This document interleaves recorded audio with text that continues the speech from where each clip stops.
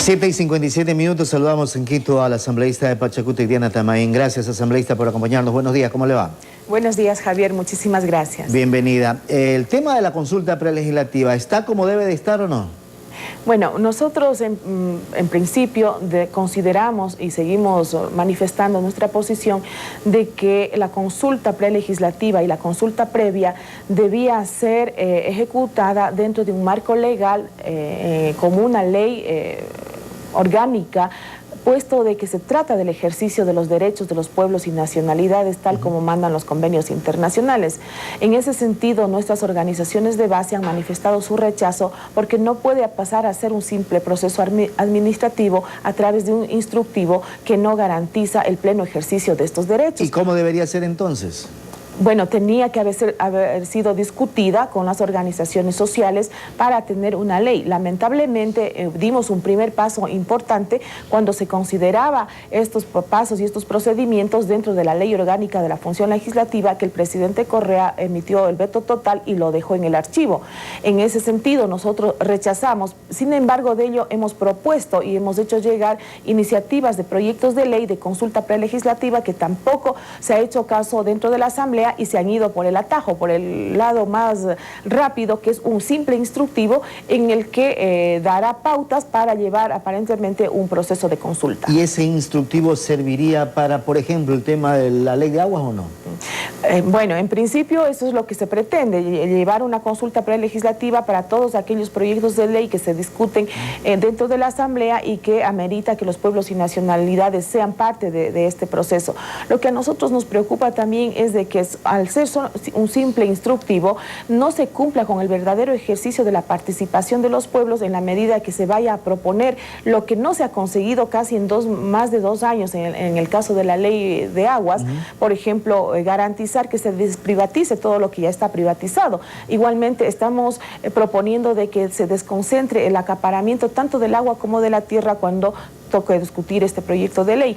En ese sentido vamos a estar vigilantes de que esta situación se dé, porque nada nos garantiza que la participación de los pueblos y nacionalidades indígenas en esta consulta nos garantice de que lo que nosotros hemos propuesto y que no se ha recogido ahora en el primer informe de los proyectos de ley, por ejemplo en el de aguas, ahora ojalá la Comisión o la Asamblea Nacional pueda discutir y recoger eso. Y además no debemos olvidar que si somos las organizaciones y los pueblos y nacionalidades que vamos a ser consultadas, debe tener algún vínculo, debe tener algún peso, ya que son el pueblo, es el soberano el que está siendo consultado, porque nosotros somos los afectados, y eso de alguna manera debería tener un compromiso del Ejecutivo en el momento de emitir su veto. Es decir, ¿debería ser vinculante? Definitivamente, porque si no, ¿para qué estamos consultando? Porque en este gobierno se ha confundido mucho lo que es socialización, lo que es información, a trabajar de forma participativa y a llegar a consensos. Se ha difundido por los medios de comunicación.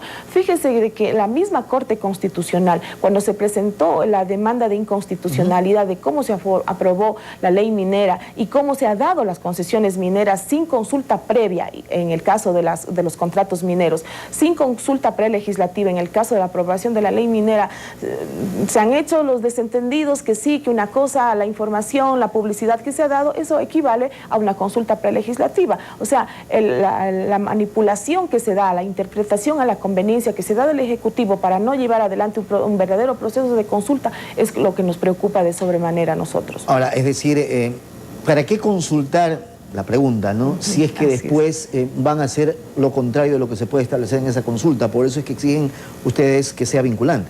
Definitivamente, y debe ser vinculante, porque nuestra propuesta no es imponer nuestra iniciativa o nuestras observaciones a los proyectos de ley. Lo que nosotros hemos venido luchando dentro de los debates y dentro de las discusiones en las comisiones respectivas es precisamente el respeto y el cumplimiento de lo que la manda la Constitución de Montecristi, lo que aprobamos todos los ecuatorianos en referéndum.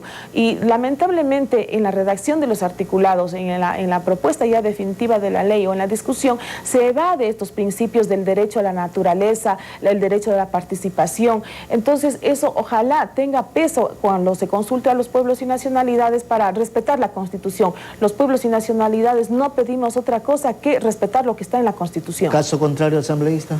Bueno, caso contrario, nosotros seguiremos haciendo uso de nuestro derecho a la resistencia, seguiremos manifestando nuestra inconformidad y seguiremos combatiendo a todos los gobiernos de turno que no van por ese camino del cambio que nosotros propusimos, de democratizar el uso del suelo, de democratizar el uso del agua, para que todos los ecuatorianos tengamos la posibilidad de aportar de forma positiva al desarrollo del país. Seguiremos combatiendo a este modelo económico capitalista, como lo quieran llamar, y que nada tiene que ver con el buen vivir de la forma como se implementa o se aprueban las leyes. Y lo otro, asambleísta, aprovechando su presencia acá, definida la posición de Pachacuti con sus potenciales candidatos a la presidencia de la República.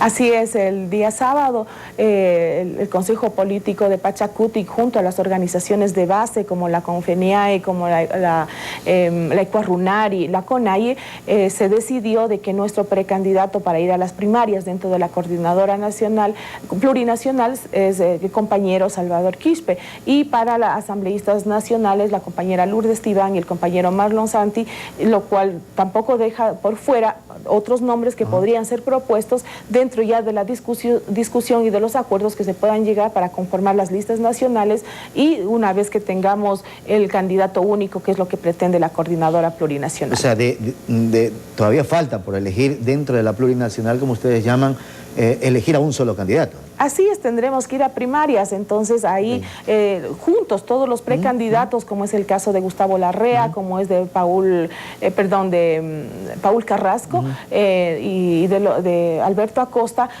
caminaremos juntos a nivel del país para promocionar un solo proyecto. Cada candidato no tiene un proyecto separado ni nada novedoso. Se ha construido un plan de gobierno, un plan de discusión, una propuesta política de cambio, de real cambio, y eso es el que será discutido, socializado, participado con la sociedad ecuatoriana, para luego ir a primarias y ver quién es el más votado, que sería el candidato único de la tendencia de izquierda plurinacional. Asambleísta, buen día, gracias. Muchísimas gracias, buenos días. Asambleísta Diana Tamaín, de Pachacuti, 8:05, una nueva pausa, regresamos enseguida.